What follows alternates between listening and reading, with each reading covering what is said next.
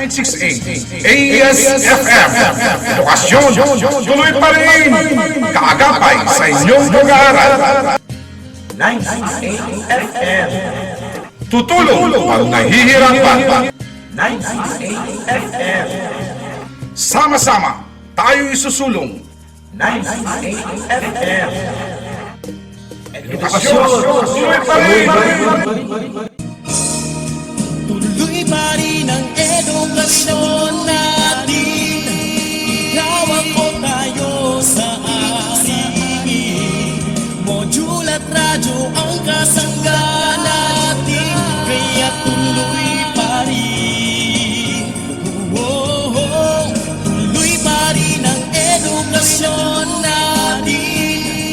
Ikaw ako tayo sa ating module at radyo ang kasangga natin. Kaya tuloy pa rin.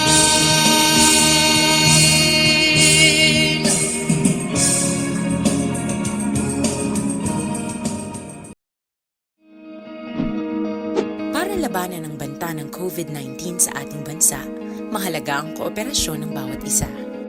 Ang pananatili sa loob ng bahay ay isa sa pinakasimple pero pinaka-epektibong paraan para hindi kumalat ang virus. Kunwari, ikaw ang tuldok na ito. Malusog ka at malakas. Lumabas ka ng bahay. Ang hindi mo alam, may nakasalamuha ka ng may COVID-19. Tandaan, mahirap malaman kung sino ang may virus, pero madali itong maipasa sa iba. Pwedeng naipasa na pala niya ang virus sa iyo nung umubo siya o bumahing. O baka naman ay nahawa na dahil humawa kayo sa parehong bagay na kontaminado. Ngayon ay mayroon ka na ring COVID-19. Isa ka ng carrier na makakahawa sa iba. Dahil maaaring ilang araw pa bago lumitaw ang sintomas na ubo, sipon, hirap sa paghinga at lagnat. Pwede ring wala kang nararamdamang sintomas, ngunit nakakahawa ka pa rin. Pag-uwi mo sa bahay, maaari mong mahawahan ang iyong pamilya.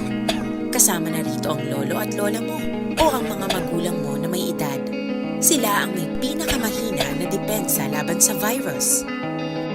Ang mga may sakit sa puso, diabetes, high blood, at iba pang pre-existing conditions at mga buntis, mahina ang panlaban sa COVID-19. Kapag na-infect ang taong mahina ang immune system, posibleng magkaroon siya ng malalang karamdaman at kailanganing dalhin sa ospital. Sa patuloy na paglabas ng bahay at pagpunta sa pampublikong lugar, tinatayang maaari kang makahawa ng 3 pang tao at sila makakahawa ng mas marami pang iba. 20% ng mga nahawa ay maaaring maospital at dadami ng dadami ito habang mas kumakalat pa ang virus. Bukod sa dumaraming COVID-19 patients, marami pang ibang may sakit ang nasa mga pagamutan. Ang mga pasyenteng malubhang-malubha na ang karamdaman, hindi na maaasikaso. Wala ring lugar para sa mga pasyenteng may ibang karamdaman.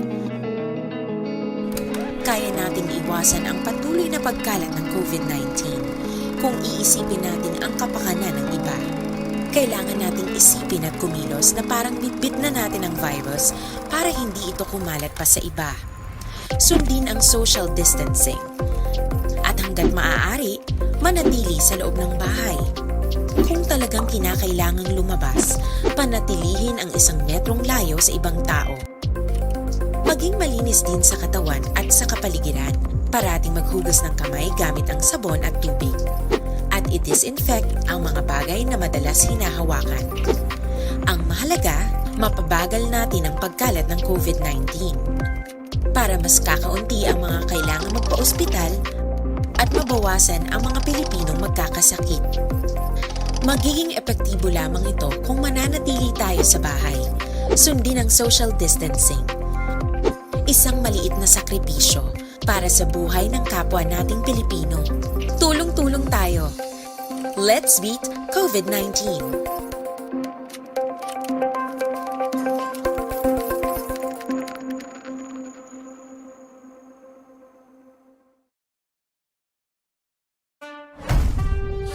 Patuloy pa rin ang laban natin sa COVID-19. And together, we can beat the solusyon. B. Bawal walang mask. I. Mag-sanitize sa mga kamay. Iwas hawak sa mga bagay. D. Umistansya ng 1 metro. A. Alamin ang totoong impormasyon tungkol sa COVID-19. Protektahan natin ang sarili at mga mahal sa buhay. Bida solusyon sa COVID-19. 968 ASFM. Edukasyon, tuloy pa rin. Kaagapay sa inyong pag-aaral. 968 FM. Tutulong pag nahihirapan. 968 FM. Sama-sama, tayo isusulong. 968 FM. Edukasyon, tuloy pa rin. Tuloy pa rin ang edukasyon natin. Ikaw ako tayo sa ating module at radyo ang kasangga natin. Kaya tuloy pa rin. Tuloy pa rin ang edukasyon natin. Ikaw ako tayo sa ating module at radyo ang kasangga natin. Kaya tuloy pa rin.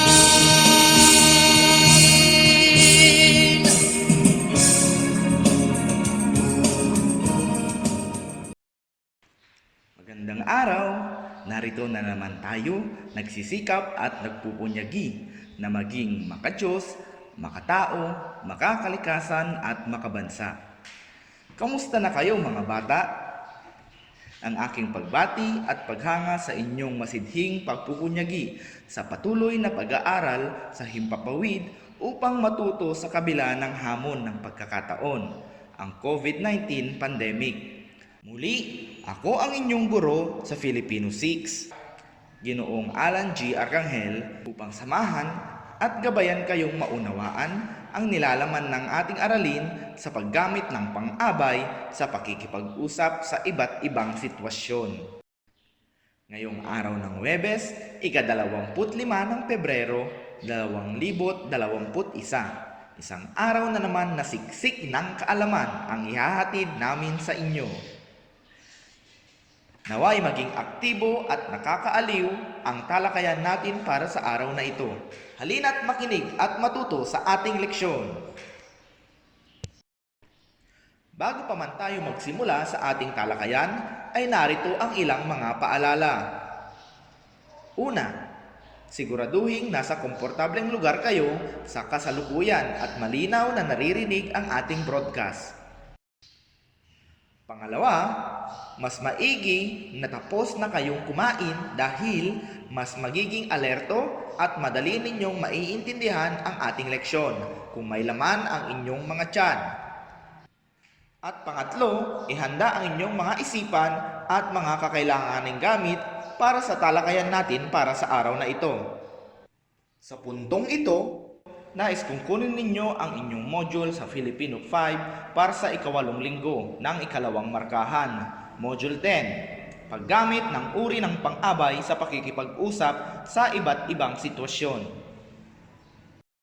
Bago tayo magsimula sa ating paksa ngayong araw, ay alalahanin muna natin ang ating naging aralin nung nakaraang linggo. Natatandaan nyo pa ba? Magaling! Noong nakaraang episode ng ating talakayan, napag-aralan natin ang tungkol sa pagbibigay ng paksa sa napakinggan o binasang teksto. At ngayong araw, bagong aralin na naman ang matututunan natin sa araw na ito. Ito ay ang paggamit ng pang-abay na panlunan, pamaraan at pamanahon sa pakikipag-usap sa iba't ibang sitwasyon. Nais kong buksan ninyo ang inyong module sa pahina 4. Handa na ba? Kung gayon, tayo na at magsimula. Makinig ng mabuti sa aking babasahing kwento. Isang araw, habang naglalakad ang mag-ama papuntang plaza, napag-usapan nila ang Nanay Beng na nagbabakasyon sa Maynila. Tatay, bakit po pumunta ang nanay sa Maynila? Ted, maghahanap ng trabaho ang nanay. Sa panaderya po ba magtatrabaho ang nanay doon? Oo, anak. Wow! Tiyak kong may pasalubong sa akin ng nanay. Oh, Boomer! Narinig mo iyon? Itay, tignan mo. Matangkad na ang ating alagang asong si Boomer. Halika, Ted. Dalhin natin ang aso mo sa plaza. Balita ko, may palatuntunan doon. Manonood tayo. Itay, kailan po ba kaya uwi si nanay? Sa susunod na linggo, uuwi na ang nanay mo, anak. Talaga ba, Itay? Sasalubungin ko ang nanay ng mahigpit na yakap. Sige anak, halika na. Pupunta na tayo sa plaza kasama si Boomer. Naintindihan niyo ba mga bata ang inyong kwentong napakinggan? Kung ganun, sagutin natin ang mga sumusunod na tanong. Una, ano ang paksa ng usapan ng mag-ama? Pangalawa, saan pupunta ang mag-ama? Pangatlo, kailan uuwi ang nanay Beng? Pang-apat, saan magtatrabaho ang nanay? Paano sasalubungin ni Ted ang kanyang nanay? At pang-lima, ano ang napansin mo sa tanong ikalawa hanggang sa ika-4? Ayan, bibigyan ko kayo ng 2 minuto para pag-aralan ang inyong mga sagot.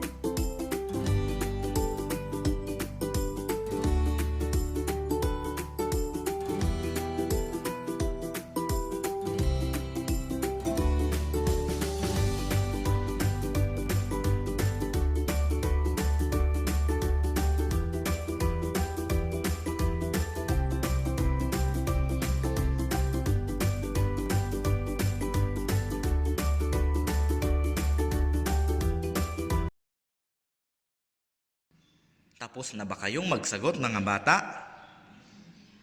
Magaling! Kung gayon, atin nang iwasto ang inyong mga sagot. Sa unang tanong, ano ang paksa ng usapan ng mag-ama? Ang tamang sagot ay ang nanay Beng. Pangalawa, saan pupunta ang mag-ama? Ang tamang sagot ay pupunta ang mag-ama sa plaza. Pangatlo, kailan uuwi ang nanay Beng? Ang tamang sagot ay sa susunod na linggo, uuwi na ang nanay Beng. Pang-apat, saan magtatrabaho ang nanay Beng? Magtatrabaho ang nanay Beng sa Maynila. At pang-5, ano ang napapansin mo sa tanong ikalawa hanggang sa ika-4? Ayan. So, dyan iikot ang ating aralin ngayong araw na ito. Muli, ituon na ninyo ang inyong atensyon sa pahina 4 ng inyong module. Ang pang-abay ay bahagi ng pananalita na nagpapaliwanag sa isang usapan, dialogo o pangungusap. Ang pang-abay ay bahagi ng pananalita na nagbibigay turing sa isang pandiwa, pang-uri at kapwa pang-abay. Kunin natin ang halimbawa sa kwentong napakinggan ninyo. Sasalubungin ko ang nanay ng mahigpit na yakap. Ang pariralang ng mahigpit sa pangungusap ay nagbibigay turing sa pandiwang sasalubungin.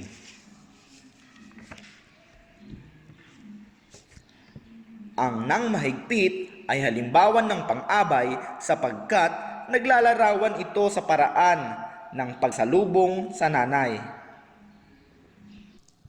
Ang pang-abay ay may iba't iba ring uri, tulad ng pang-abay na panlunan, pang-abay na pamanahon, at pang-abay na pamaraan. Halina't isa-isahin natin ang tatlong ito. Ano nga ba ang pang-abay na panlunan? Ang pang-abay na panlunan ang tawag sa mga pang-abay na nagsasaad ng lugar na pinangyarihan ng kilos. Sumasagot ito sa tanong na saan. Halimbawa, sa panaderya po ba magtatrabaho ang nanay doon? Ang sagot sa tanong na saan, sa panaderya magtatrabaho ang nanay. Ang salitang sa panaderya ay halimbawa ng pang-abay na panlunan dahil isinasaad nito kung saan ang pinangyarihan ng kilos. Ano naman ang pang-abay na pamanahon? Ang pang-abay na pamanahon ay nagsasaad kung kailan nangyari ang kilos. Sumasagot ito sa tanong na kailan. Halimbawa, sa susunod na linggo, uuwi na ang nanay mo, anak. Tanong, kailan uuwi ang nanay niya? At ang sagot sa tanong na kailan, sa susunod na linggo, uuwi ang nanay niya. Ang salitang sa susunod na linggo ay halimbawa ng pang-abay na pamanahon dahil sumasagot ito sa tanong na kailan naganap ang kilos. Ano ang pang-abay na pamaraan? Ang pang-abay na pamaraan ay naglalarawan kung paano isinasagawa ang kilos. Sumasagot ito sa tanong na paano. Halimbawa, sasalubungin ko po ang nanay ng mahigpit na yakap. Tanong, paano niya sasalubungin ang kanyang nanay? Ang sagot sa tanong na paano ay sasalubungin niya ng mahigpit na yakap ang kanyang nanay.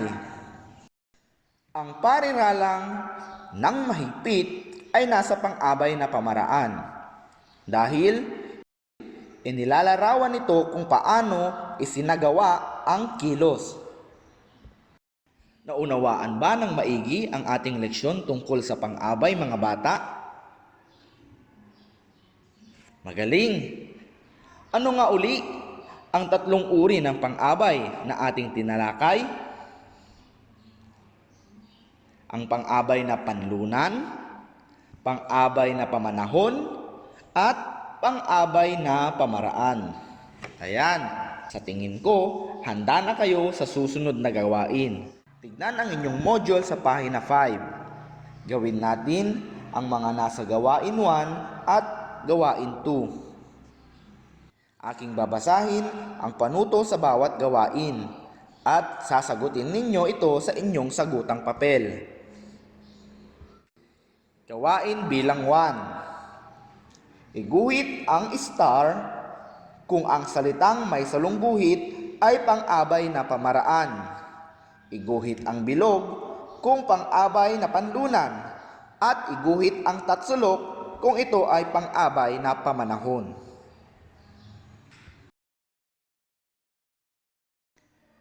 Unang bilang. Mabagal na sumunod si Mary sa kanyang kapatid. Mabagal na sumunod si Mary sa kanyang kapatid. Pangalawang bilang. Nagkita sa simbahan ang magkaibigan. Nagkita sa simbahan ang magkaibigan. Pangatlo, si Marie ay umuwi na sa kanilang lugar kahapon. Si Marie ay umuwi na sa kanilang lugar kahapon. Pang-apat, sa susunod na buwan ay babalik na sa trabaho niya ang tatay. Sa susunod na buwan ay babalik na sa trabaho niya ang tatay. At pang-lima, pabulong na nag-uusap ang magkapatid upang hindi magising ang ina. Pabulong na nag-uusap ang magkapatid upang hindi magising ang ina. Natapos na ba kayo sa pagsasagot, mga bata? Kung gayon, atin nang itama ang inyong mga sagot. Unang bilang, ang tamang sagot ay star. Ang salitang mabagal ay nasa pang-abay na pamaraan. Pangalawang bilang, ang tamang sagot ay bilog. Ang salitang sa simbahan ay nasa pang-abay na panlunan. Pangatlong bilang, ang tamang sagot ay tatsulok. Ang salitang kahapon ay halimbawa ng pang-abay na pamanahon. Pang-apat, ang tamang sagot ay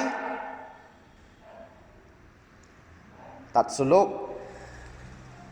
Ang salitang sa susunod na buwan ay halimbawa ng pang-abay na pamanahon. At huli, pang-lima, ang tamang sagot ay pang-abay na pamaraan. Ang naguhitang salitang pabulong ay halimbawa ng pang-abay na pamaraan. Nakuha mo ba ng tama ang lahat ng sagot? Magaling!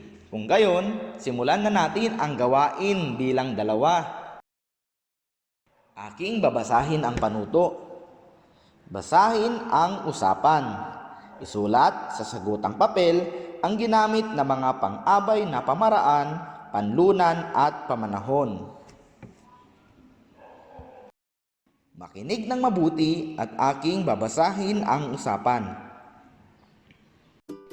Maagang nagising si Aling Teresa para maghanda ng kanyang mga lulutuin. Nang pumasok sa kusina ang kanyang anak na si Heaven. Magandang umaga po, nanay! Magandang umaga rin, anak. Mamayang hapon ay may kaunting salo-salo tayo bilang pasasalamat sa pagkapanalo mo. Wow! Salamat po, nanay!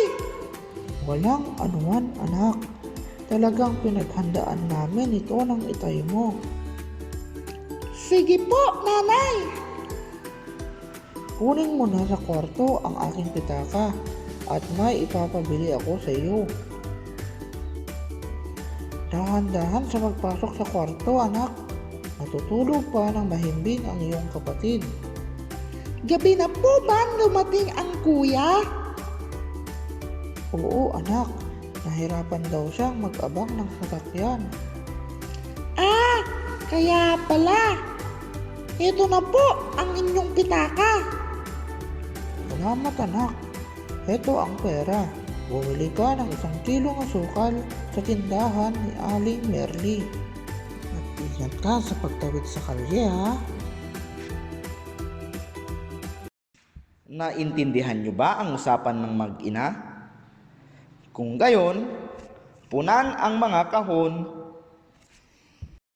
Kung gayon, punan ang kahon sa hanay ng pang-abay na panlunan, pang-abay na pamaraan, at pang-abay na pamanahon. Bibigyan ko kayo ng 3 minuto para kumpletuhin ang inyong mga sagot.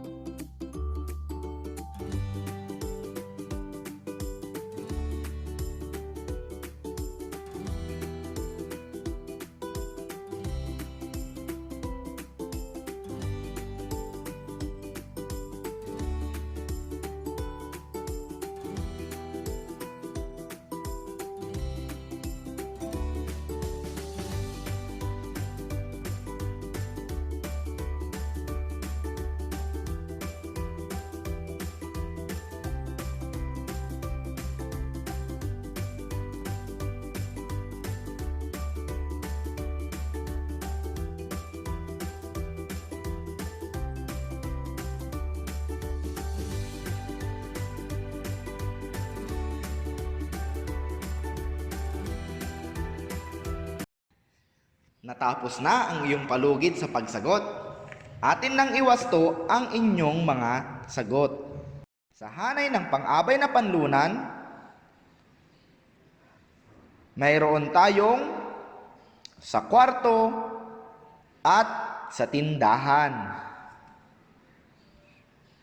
Sa hanay naman ng pang-abay na pamaraan, mayroon tayong dahan-dahan at ng mahimbing. At sa hanay ng pang-abay na pamanahon, mayroon tayong mamayang hapon at gabi. Nakuha nyo ba ng tama ang mga sagot, mga bata? Ayan, magagaling. Ang gagaling nyo naman. Talagang naintindihan ninyo ang ating leksyon sa araw na ito. Binabati ko kayo, mga bata, at ako'y nagagalak dahil isa na namang leksyon ang ating natapos ngayong araw na ito. Naway naging maganda ang inyong karanasan sa pagkatuto. At bilang inyong karagdagang gawain, nais kong inyong sagutan ang mga gawain sa pahina 7 at 8 ng inyong module. Muli, ako ang inyong guro sa Filipino 6 na nagsasabing mas masaya matuto kapag tayo'y sama-sama sa gitna ng hamon ng pandemya. Hanggang sa muli, paalam! 968 ASFM. Edukasyon, tuloy pa rin. Kaagapay sa inyong pag-aaral. 968 FM. Tutulong pag nahihirapan. 968 FM. Sama-sama, tayo isusulong. 968 FM. Edukasyon, tuloy pa rin. Tuloy pa rin ang edukasyon natin. Hawak ko tayo sa ating module at radyo ang kasangga natin. Kaya tuloy pa rin. Tuloy pa rin ang edukasyon natin. Hawak ko tayo sa ating module at radyo ang kasangga natin. Kaya tuloy pa rin.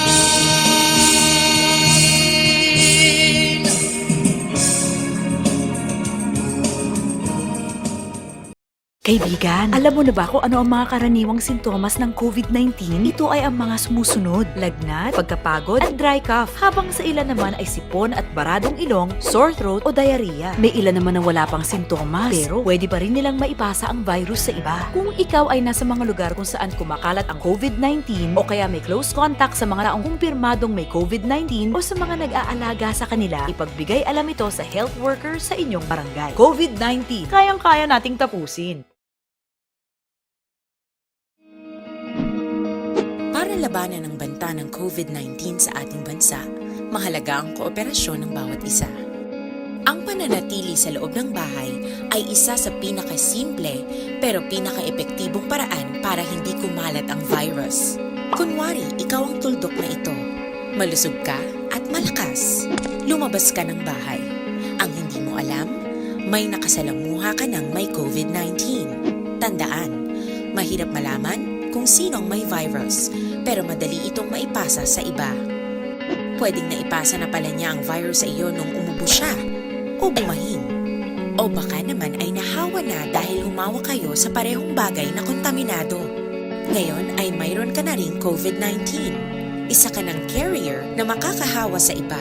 Dahil maaaring ilang araw pa bago lumitaw ang sintomas na ubo, sipon, hirap sa paghinga, at lagnat. Pwede ring wala kang nararamdamang sintomas, ngunit nakakahawa ka pa rin. Pag-uwi mo sa bahay, maaari mong mahawahan ang iyong pamilya. Kasama na rito ang lolo at lola mo o ang mga magulang mo na may edad. Sila ang may pinakamahina na depensa laban sa virus. Ang mga may sakit sa puso, diabetes, high blood, at iba pang pre-existing conditions, at mga buntis, mahina ang panlaban sa COVID-19. Kapag na-infect ang taong mahina ang immune system, posibleng magkaroon siya ng malalang karamdaman at kailanganing dalhin sa ospital. Sa patuloy na paglabas ng bahay at pagpunta sa pampublikong lugar, tinatayang maaari kang makahawa ng 3 pang tao at sila makakahawa ng mas marami pang iba. 20% ng mga nahawa ay maaaring maospital at dadami ng dadami ito habang mas kumakalat pa ang virus. Bukod sa dumaraming COVID-19 patients, marami pang ibang may sakit ang nasa mga pagamutan. Ang mga pasyenteng malubhang-malubha na ang karamdaman, hindi na maaasikaso. Wala ring lugar para sa mga pasyenteng may ibang karamdaman. Kaya nating iwasan ang patuloy na pagkalat ng COVID-19 kung iisipin natin ang kapakanan ng iba. Kailangan nating isipin at kumilos na parang bitbit na natin ang virus para hindi ito kumalat pa sa iba. Sundin ang social distancing. At hanggat maaari, manatili sa loob ng bahay. Kung talagang kinakailangang lumabas, panatilihin ang 1 metrong layo sa ibang tao. Maging malinis din sa katawan at sa kapaligiran. Parating maghugas ng kamay gamit ang sabon at tubig. At i-disinfect ang mga bagay na madalas hinahawakan. Ang mahalaga, mapabagal natin ang pagkalat ng COVID-19. Para mas kakaunti ang mga kailangang magpa-ospital at mabawasan ang mga Pilipinong magkakasakit. Magiging epektibo lamang ito kung mananatili tayo sa bahay. Sundin ang social distancing. Isang maliit na sakripisyo para sa buhay ng kapwa nating Pilipino. Tulong-tulong tayo. Let's beat COVID-19.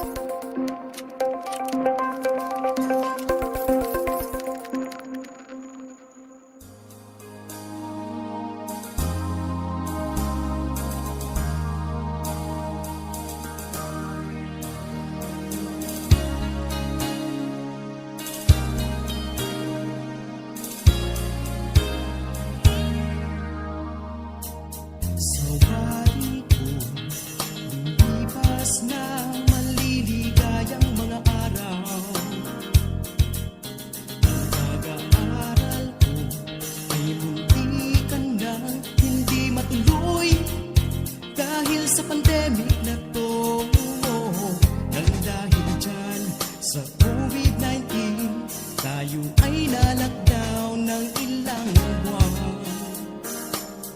Buti na lang at may ADM, kaya tuloy ang edukasyon ko. Tuloy pa rin ang edukasyon natin, ikaw ako tayo sa radyo ang kasangga natin, kaya tuloy pa rin. Kung minsan ay hinahanap ang makukulit kong mga classmate at mga teacher ko, kay gaganda, kay gagwapo, magiliw kong magturo. Mahirap man itong nangyari, walang maiiwang batang arinin. May RBI at may MDL upang harapin hamon sa edukasyon mo. Tuloy pa rin ang edukasyon natin, ikaw ako tayo sa ahingin. Module at radyo ang kasangga natin, kaya tuloy pa rin.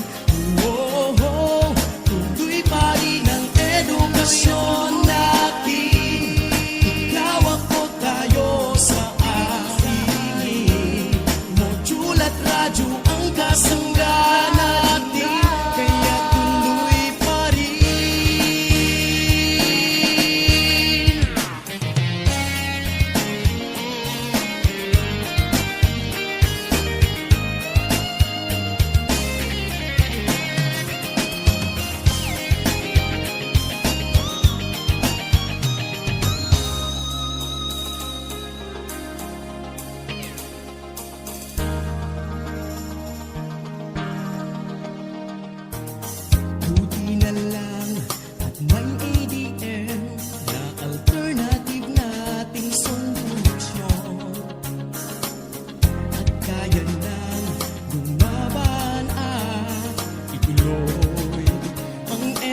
henerasyon ko.